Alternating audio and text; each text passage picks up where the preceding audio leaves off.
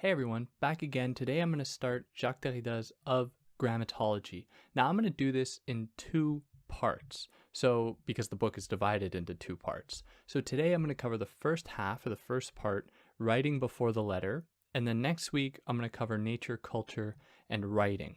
So that's why that's why it's two parts. Also, last week I released an episode on Rousseau's On the Origin of Languages, which Derrida takes up a lot in this text and I think is pretty important to know. And also, if you didn't see, I released a video explaining what deconstruction is, which would help you a lot with this as well, even though as I go through this, I'm going to explain deconstruction more or less throughout the whole text. I won't give a kind of exposition into it at the very beginning because that would take too long. Now, before jumping into it, you can find me at Instagram if you wanted, at theory_and_philosophy if you wanted to see mostly pictures of my cats. If you're listening to this on YouTube, you can find it in podcast form pretty much anywhere where you get podcasts, where there shouldn't be any ads, and, it's just more convenient that way. If you're listening to this in podcast form, you can find the YouTube version where there are videos if you're into that. And then if you want to help me out, obviously like, sharing, subscribing. If you're listening to this in podcast form, leave 5 stars, review. I would love to hear anything you had to say. Or if you want to help out monetarily, you can do that via Patreon or PayPal, which the links for that will be in the description. And yeah, that's more or less it. So let's just jump right into this because I don't want to waste any more of your time with the first half, writing before the letter. Now, I guess what I want to do first is to tell you what Derrida is doing with this whole book, so that you have an idea with everything that I mentioned going forward what the goal is. And the goal for Derrida, in the most simple terms I can say, is to demonstrate that speaking is just another form of writing, which might seem strange right now, but it'll unfold throughout the course of the text. But the reason that he wants to explain that's the case, that he wants to say that speaking is just another form of writing, is because for him, the history of philosophy, specifically the history of metaphysics, which I'll get into, so we'll just put that on the back burner for now, has been dominated by an appreciation of speaking over writing, where writing has been viewed as a kind of a supplement to the real thing of communication that is speech. Now, the reason that there has been a privileging of speech has been because speaking has been associated more closely with thought because it happens internally and it can only happen with other people immediately present. So therefore, there is a more, a stronger connection between two different people speaking that can foster a sense of, community and understanding that written words cannot. So it is for that reason there's been this privileging of speech, and Derrida wants to completely undo that. Or he wants to demonstrate that speaking is only in itself a representation like writing, or at least how writing has been constructed in the Western imagination. Now he does this, he undoes this binary between speaking and writing with deconstruction, which just briefly, deconstruction is the process of demonstrating that a binary opposition isn't actually real, so to speak. Rather, each element, each side of the binary is contingent upon the other, and their construction as a binary follows a specific logic that serves the end not only of privileging one side of the binary, but privileging the logic of binarism, of binaries themselves. So he begins the whole book with what he calls an exergue, with 3 ideas about writing and speech that he wants to present to kind of set the stage for this idea that speech is privileged to writing. And here they are. Number 1, the one who will shine in the science of writing will shine like the sun, a scribe. O Samus, sun god, by your light you scan the totality of lands as if they were cuneiform signs. Okay, number 2, these 3 ways of writing correspond almost exactly to 3 different stages according to which one can consider men gathered in a nation. The depicting of objects is appropriate to a savage people, signs of words and of propositions to a barbaric people, and the alphabet to a civilized people. And then finally, number 3, alphabetic script is in itself and for itself the most intelligent. So this, you might be hearing this and think, well, it seems like the alphabet, writing, is privileged in this history of philosophy. These are words from Rousseau and Hegel. So you might be thinking, well, David, what do you want about saying that speech is privileged to writing? Derrida gives us these examples to demonstrate that within a general appreciation of speech is found the very evidence for the opposite, for the reversal of that very argument, in a declaration that writing is of the most advanced forms, that is, in relation to civilization. But he draws attention to the fact that their emphasis is not on writing, period, but on a very specific form of writing. Take the words of Rousseau, which were number 2, where the alphabet is associated with a certain civilized way of life, as opposed to, regrettably, the barbaric or the savage. At least those are the terms we have. And Hegel says the same thing. The sentiment is echoed that the alphabetic form of writing is the highest form. Now this, for Derrida, is evidence of a general appreciation of what he calls the metaphysics of phonetic writing. In other words, it is the idea that phonetic writing, because phonemes relate a sound to a specific letter in a kind of one-to-one relationship, have therefore a closer attachment to the reality, I will say, to the world, to nature, and therefore to God. But logocentrism isn't content with just embracing that. Logocentrism is the idea, or I guess borrows from the Greek, with this, which is an emphasis on speech, truth, law, that all relates back to the word of God, or gods. Now, Michel Foucault's the 4th volume of the History of Sexuality takes up this problem in a much more direct way, dealing with the work of Clément, I guess the medieval scholar, religious person, who Foucault says believed the logos to be essentially the word of God. So hence this kind of appreciation of the word of God. Now, I haven't done that text here because it hasn't been translated yet. But whenever that gets translated and you get to read it, you'll see that Foucault gives us another explanation of this idea of the logos being that appreciation of the word of God. Now, phonetic writing is the closest that comes to that. Now, with that being said, phonetic writing is hardly appreciated. It is hardly embraced as something that is purely the demonstration of God's word. It is a representation of it, and it is the best kind of form we have.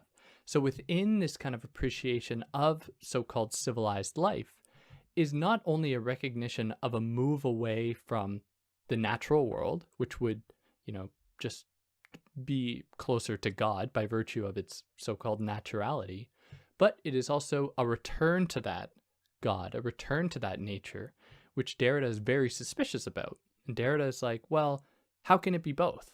How can you say that it's like a return or appreciation of it unless you are also demonstrating that the first forms of writing were in themselves just representations, connections to God in the same way?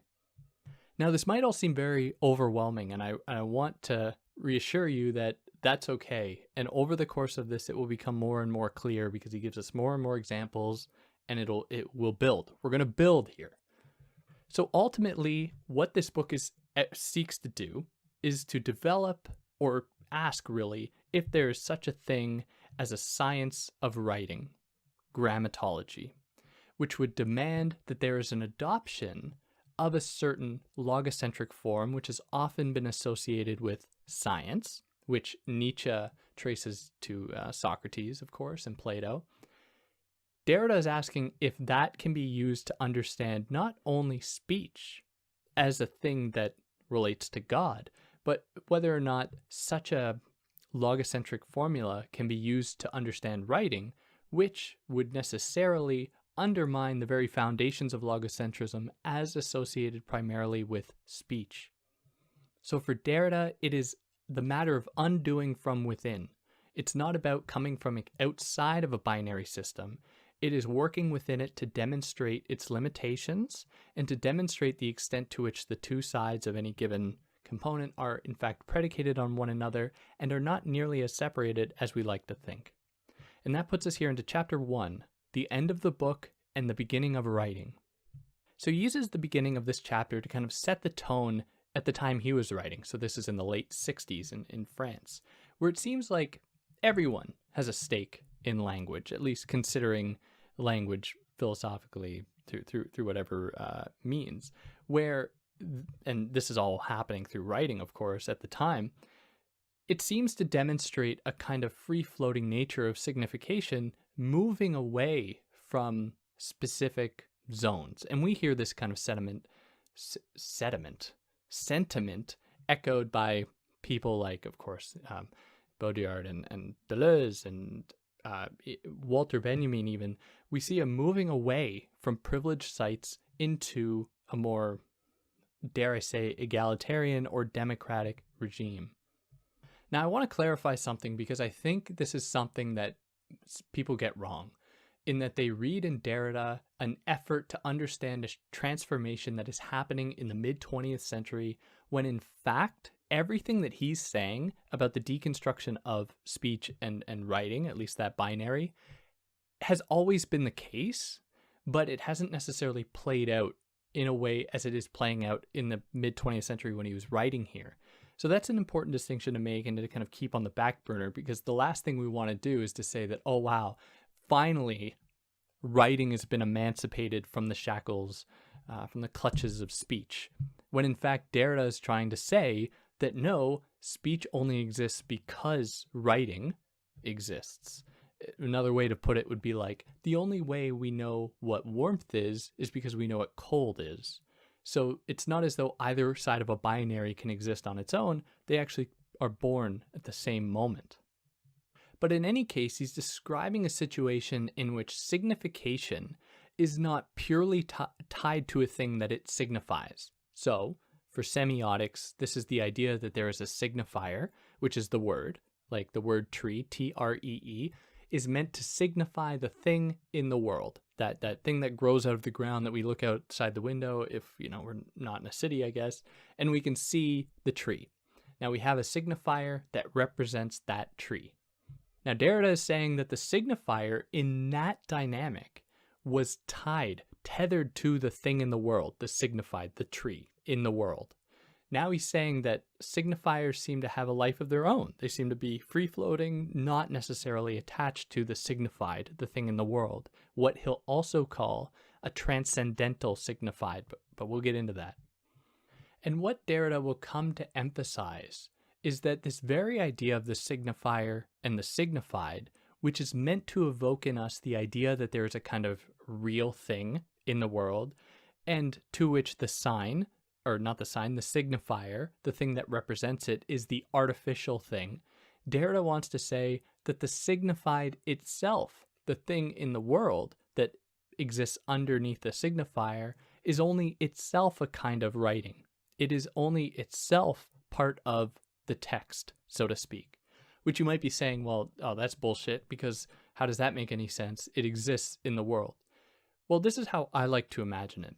Where if we have the word tree, that stands in for an image in our heads, because we don't walk around before we engage in conversation with like a pocketbook full of images of things to have a conversation, where if I wanted to talk about tree, the thing in the world, I have like a picture of a tree that I could show someone. I have the word tree. Now, when we use the word tree, what we are doing is homogenizing what a tree can be. So I use the word tree, and the image that comes up in my mind is going to be different from the image in your mind, the idea of a tree. I might think of, a spruce tree. You might think of an oak tree. Like, I don't know. Whatever you think of will probably be different from mine. And with that, what we are seeing is the fact that the signified, that image that pops up in our head that we immediately attach to a thing in the world, is itself a construction. It does not exist really in the world. So that signifier and that signified isn't, or the relationship between a signifier and a signified is not an abstraction to a reality. It is an abstraction to another abstraction.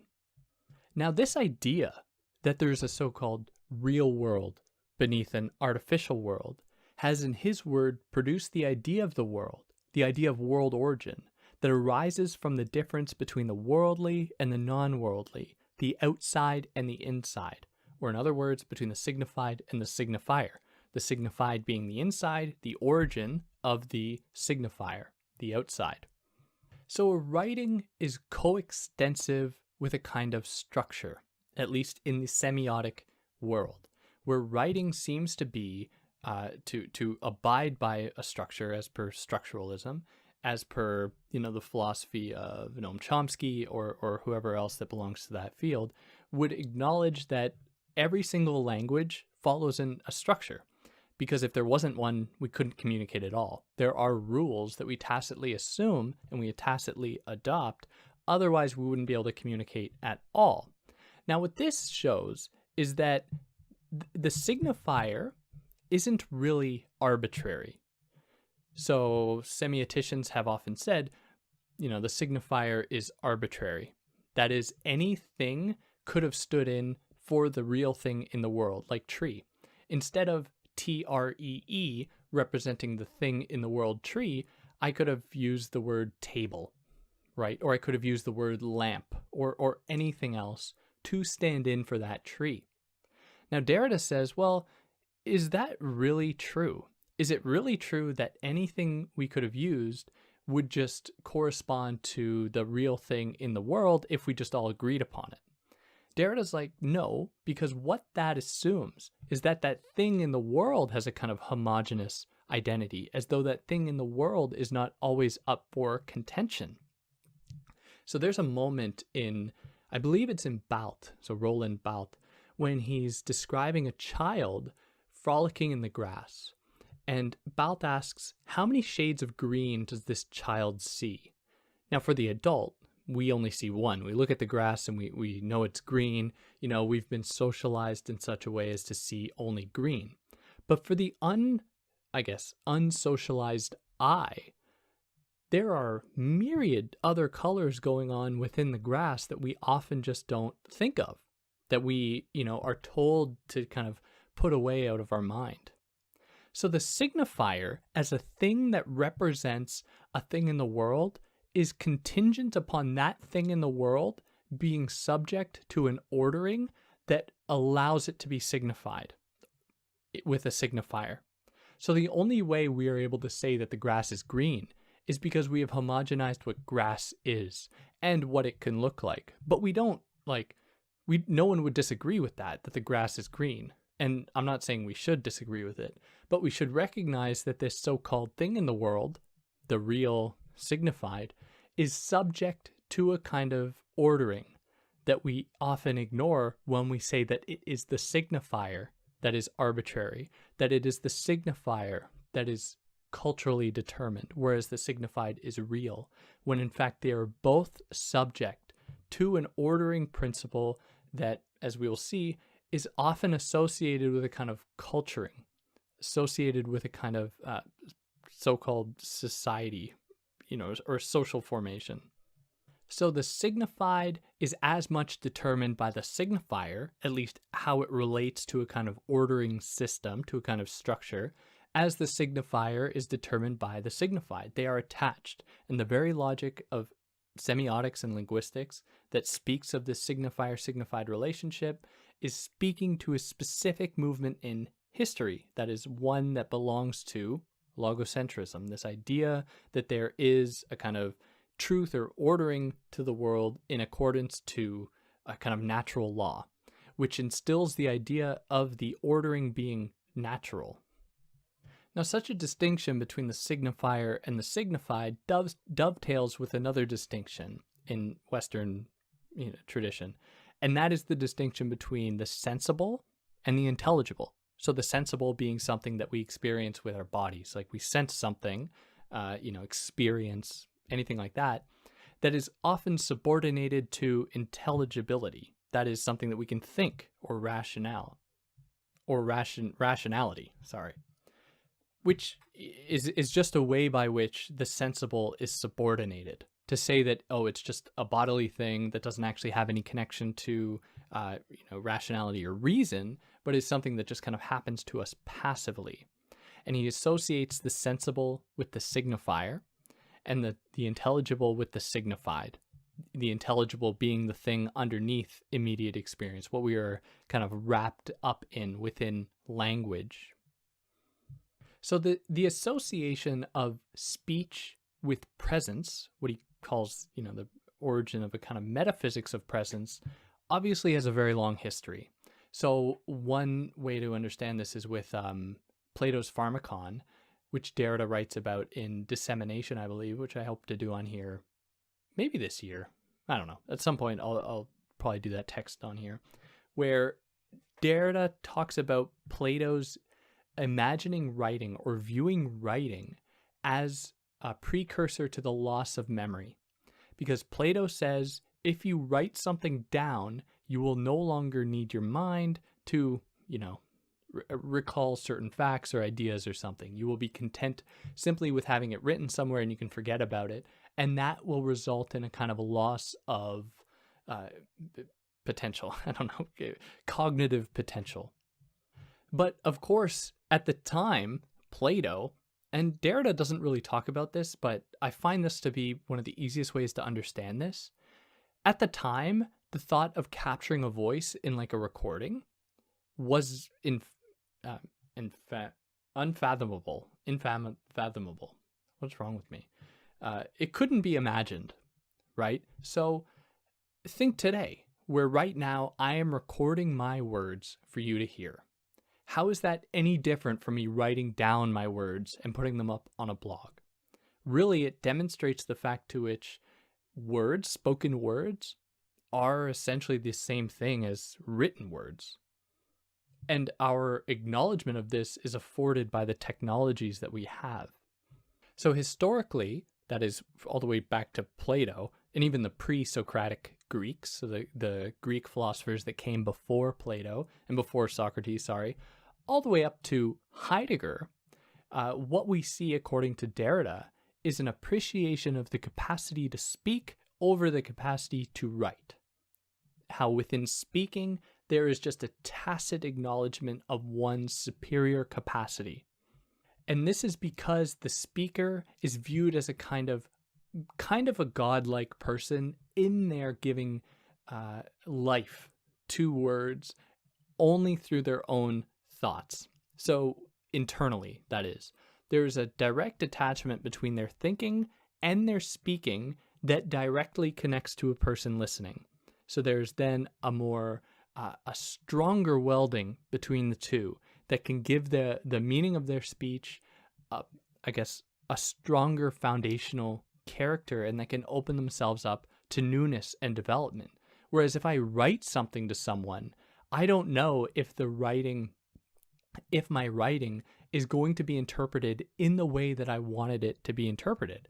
There's always the possibility it will be misinterpreted. And as we'll see going forward in this text, that many thinkers like Lévi-Strauss and Ferdinand de Saussure, he obviously takes up here, we're thinking about the ways that writing actually kind of perverts language, where if we are confronted with writing, two people can look at a word, and because they don't hear it, they just see it, they might pronounce it differently. And therefore, what we see is a kind of broken telephone, a kind of distortion of real language with writing. It moves us away from the truth of what is said, and therefore moves us away from the thought, and therefore moves us away from God. Now, all this still demands some qualification, because in Plato, there's a distinction that he makes between good and bad writing, which if you haven't read it, it's not totally important. But for Plato, there's the kind of writing that is universal, that is therefore closer to a kind of natural law, to God, to the idea, to form. And there's another kind of writing that is specific, which is bad writing, which is to say that the truth of the first is in its metaphoric nature, that is, in its capacity to directly mirror the universality of the world. Whereas in the second, it takes into a kind of specificity, right? It was only the writing of a single person, and therefore couldn't actually be extrapolated from to speak the truth of God or of a natural law. And so this bad writing, which is often associated with the written word, And Derrida throughout the text says like writing in like the most basic sense, like me writing words on a page is dead writing. Whereas writing that, is resembling more like speech or is the representation of the world is closer to God, is closer to truth. And we see this extend all the way through the Middle Ages, all the way up to Rousseau, who we're going to take up in a lot more detail in the second part, so next week. Now, I worry that I might not be as clear as I could be about this distinction between good and bad writing. So at the time, thinking about Plato, there was an idea that nature and the world could almost be read like a book. And that book, that specific natural book, was actually a peek into God's order. And therefore, it was a reading, which automatically implies a writing, because a reading and writing are two sides of the same coin. You cannot write without reading, and you can't read without writing. What we see there is an appreciation of a certain kind of writing, as opposed to the human-made writing of words. So he calls the human-made writing, at least to study it, grammatology, studying what it necessarily means, as opposed to what he calls pneumatology, which is essentially the study of the existence of the Holy Spirit within this primary writing, this kind of primary reading as well of the natural world. But if you were sharp, you'd say, well, didn't Plato write? Didn't all these figures write? And all of these figures from Plato to Heidegger did write, but they all kind of gravitate around the one person who didn't write, and that was Socrates. And he is like kind of the poster child of this idea of logocentrism because of his refusal to write and to remain purely within the realm of speech, purely then, therefore, within the realm of God, closer to God, or gods for the Greeks. So these people wrote to essentially pay homage to the original non-writer. And this is where we get the kind of name of this chapter here as the end of the book and the beginning of writing, where they saw themselves to be almost writing the book as God wrote nature's law, nature's book that was being read as a kind of good form of writing, intelligible writing. They see themselves in their writing not as moving away from the world in terms of the written word, like being something that is detached from the world. Instead, they saw themselves using only a direct representation of the world in their minimal use of language in accordance with very strict principles to stay confined to that very world that they were essentially paying homage to from Socrates. Now, we get challenges to this all throughout the course of this history here, but specifically Derrida pays attention to Nietzsche, who was the foremost figure to challenge this appreciation of presence through language, a kind of appreciation of a certain kind of speaking, where Nietzsche attached as much value to writing as to speaking. And he is effective in his existing and writing within the framework to essentially undo it, because Nietzsche was borrowing from that same tradition to undo it, to, in a sense, deconstruct it, to demonstrate the limits of the binary. And then we see a kind of revitalization of an idea of the signified, appreciation of the signified, with Heidegger. But Heidegger is like, at least, he kind of acknowledges it, where within Heidegger, the word being, which stands in for this transcendental signified, which I'll explain in a moment, which stands in for a transcendental signified, he puts a cross, an X over being, to signify that he wants to move away from being, but that it kind of haunts the world at the same time. Its trace is still present. So Heidegger tries to undo speech, or at least the privileging of it, or the privileging of a transcendental signified, the idea that there is a thing that stands exterior to all signs in the form of a kind of real object that grounds signifiers, that gives them a kind of gravitational point from which they can't stray too far. That's what we mean by transcendental signified. Heidegger believes himself to be, I guess, moving away from that while acknowledging its permanence to some extent, at least within this tradition. So Heidegger acknowledges that there is a kind of haunting of it within a move away from the transcendental signified, There's always going to be the maintenance of that idea in his work being that keeps it grounded. And that puts us here into chapter 2, linguistics and grammatology. So now that he's set the stage for a disturbance of this idea of a privileged signified, the transcendental signified of logocentrism, what does that mean for science? Well, he says that it means that science, we know, was born only in a certain epoch of writing. This epoch was characterized science by a tacit, axiologically determined relationship between speech and writing. So science only came about when there was that distinction formed between speech and writing.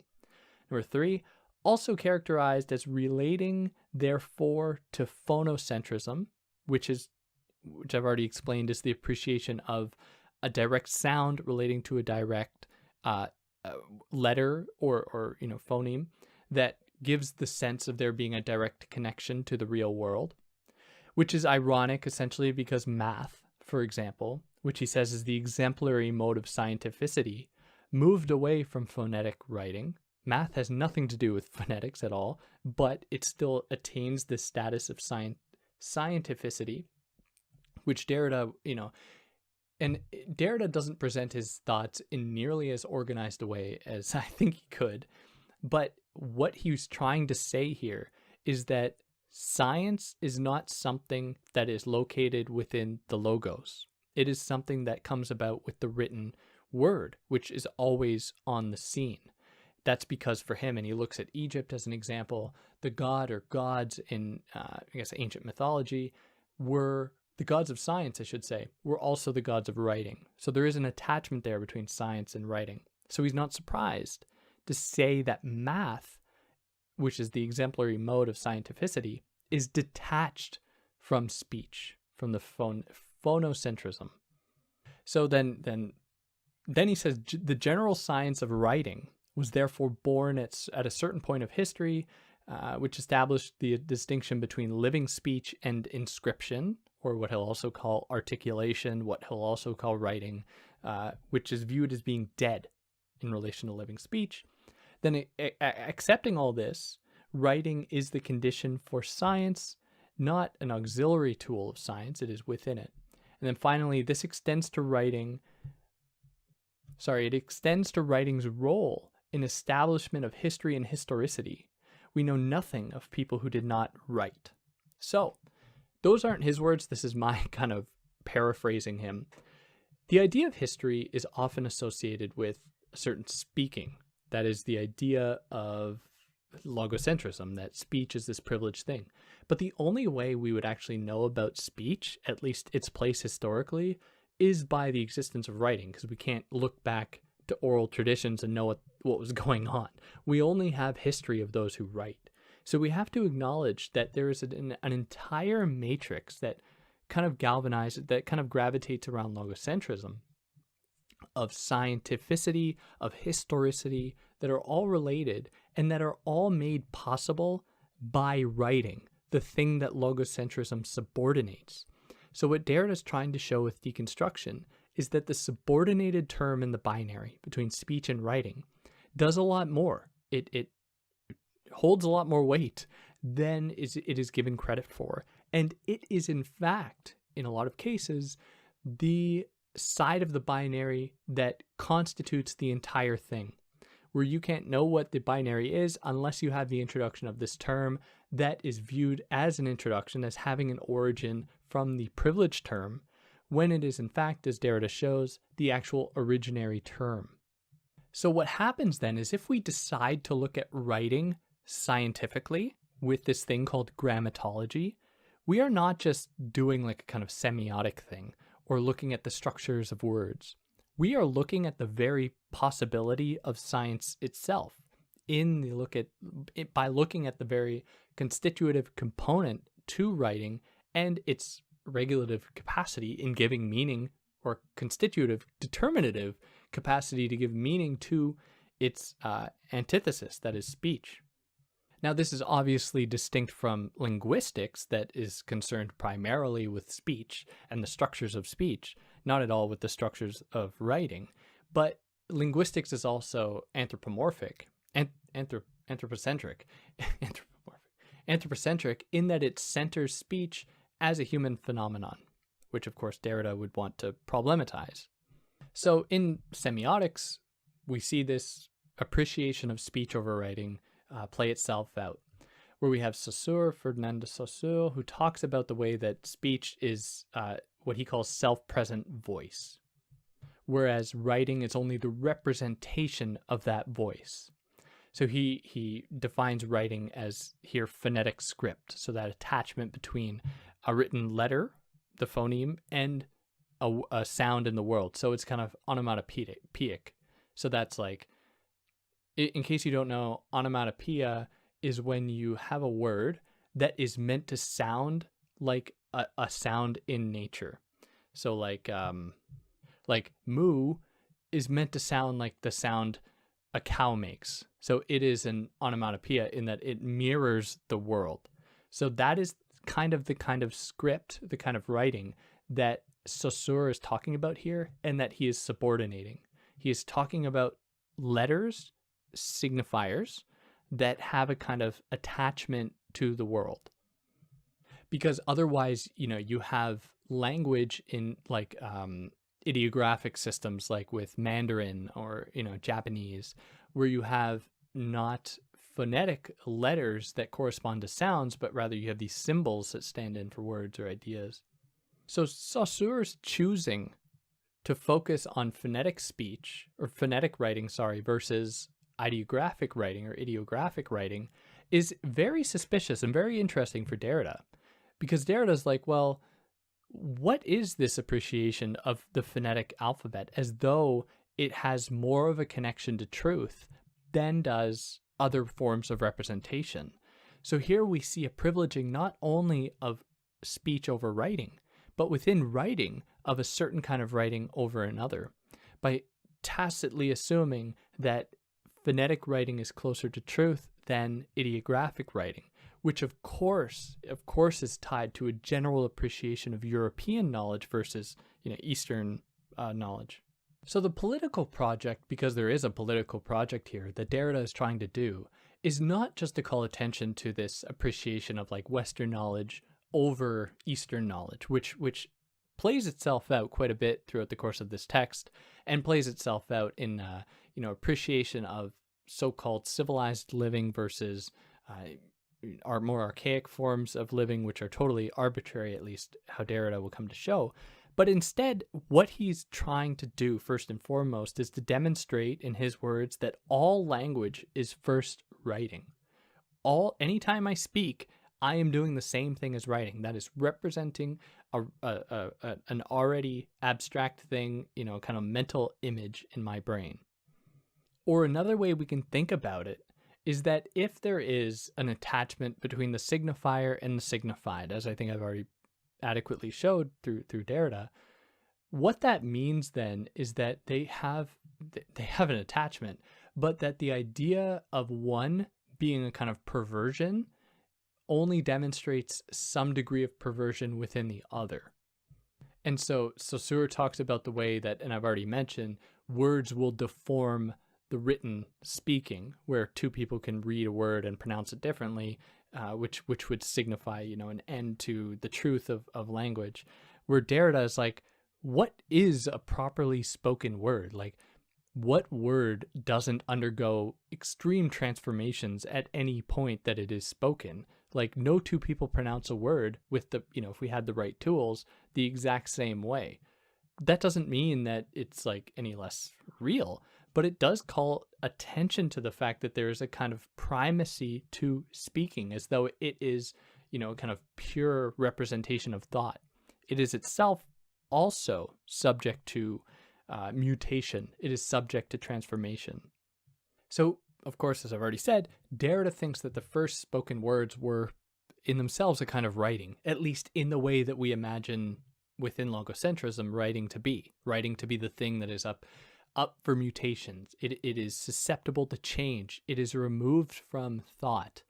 The same can be said of speaking, even though linguists want to forget that. So Saussure wants to, or maybe he never knew it, wants to ignore that. So Derrida calls this a kind of arche writing, or an arch writing, it would be arche, I guess, that precedes logocentrism and actually sets the stage for it. So the originality of speech as writing had to be conjured away. It had to be forgotten. It had to be relegated to the outside so that speech could then stand in at the inside, which is all a big strategy to, to really consolidate this kind of centering of speech, to which there is an exteriority in the form of writing. But of course, as Derrida is so clear about, they are not separate. What he wants to demonstrate is that this exteriority is actually found within the interiority and vice versa. So one of the characteristics of arche writing is its propensity to change, to mutate, to deform, to differ, to move into new different directions. And so there is no exterior to arche writing. It is what stands outside of the distinction between presence and non-presence, between writing and speech, between interiority and exteriority. Arche writing is what exists outside of such binaries. It precedes them and exists outside of them. Now, it is the logic of différence. Now, différence is a French play on the word difference and the word differ. So if you differ from something, it means you are just different from it. You are not the same as it. And to differ is to always imply that you don't have a set meaning and that your meaning is always contingent upon something else, that is always deferred to, which then defers to something else and something else and something else. Now, because this deferral is permanent, it proceeds in perpetuity, it extends both past and present. So this deferral is always going to be occurring into the future, and it always has occurred in the past. So consequently, the present is deferred as well, because it's always being deferred. And what we see then is that we are found in a kind of perpetual past. We are found in this perpetual past, this perpetual present, and this perpetual coming, this perpetual future. And then consequently, what we see is the undoing of what Derrida calls a conscious subjectivity within the metaphysics of presence within the history of Western philosophy. And what we see instead is a recognition of spacing as writing, which is trace. The idea of there being these spaces, these non-presences between events, between people, between words, between language, which marks the becoming absent and the becoming unconscious of the subject. And that puts us here into chapter 3 of Grammatology as a Positive Science. So this is kind of a recap here. Grammatology is essentially founded on the condition of knowing what writing is and how the plurivocity of this concept is formed. Where does writing begin? When does writing begin? So it asks those types of questions. So grammatology is using the logic of there being an origin, a kind of truth, a truth to this birth of this artificial distinction between writing and speech. It is using that logic to identify this point within the history of thought. And, we trace it to Plato, for example, or Socrates. But of course, we will never find this origin.